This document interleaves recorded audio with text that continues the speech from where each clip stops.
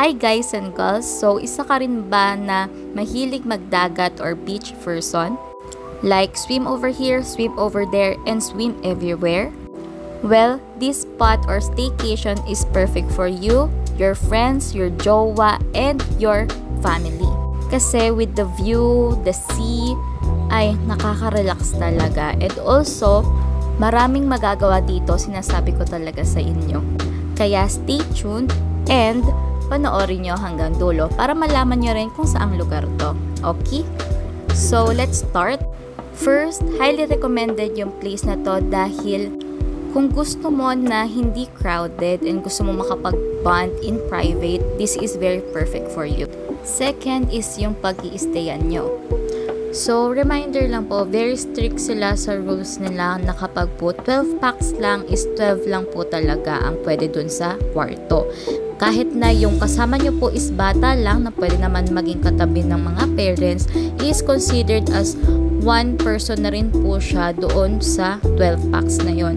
So, make sure na kapag may kasama kayong bata, include nyo na siya doon sa packs. And regarding naman doon sa kwarto, malamig yung aircon nila, plus meron din kasi silang ceiling fan. So, doble yung lamig.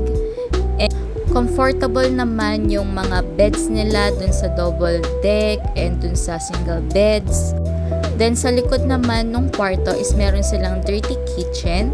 So, meron silang ref and cooking area. Kaso, yun nga lang, pag pupunta po kayo dito, kailangan yun ng gamit kasi wala pong inclusion na gamit dyan. So, dun din po sa likod, meron din po silang extra 2 shower room or comfort room.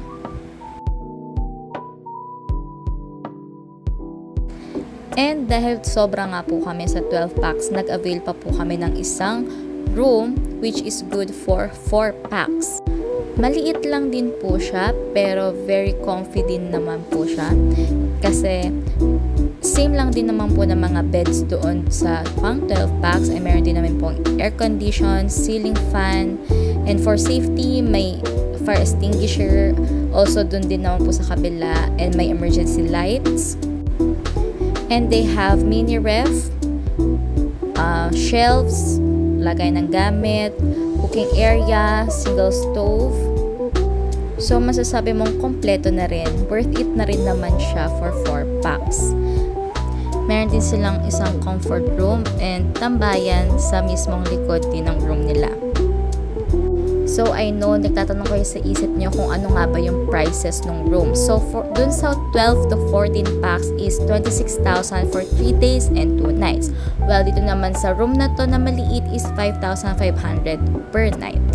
So, ang kagandahan ng inavail namin na room is katapat lang ay ang swimming pool na to. And yung tapat naman ng swimming pool na to is yung beach view. So, very perfect talaga siya habang nagsuswim ka. So, sa lalim pala is yung sa bandang bilog doon is only 4 feet. Then, dito sa malaki na to is 4 feet pero hati siya. Almost 5 feet yung malalim.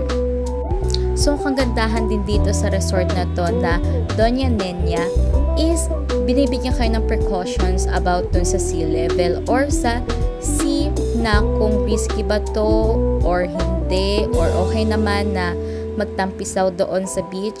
Kaya, very caring din naman yung resort. So, for the activities, eto pwede kayo mag-Tarzan, pero char lang, boyfriend ko yan, na nag-alamangki lang naman. So, meron silang volleyball area dito, and pwede ka rin pala magdala ng pet dito. Then, for water activities, meron silang banana boat for 3K. Then, meron din silang island hopping, but I don't know the price.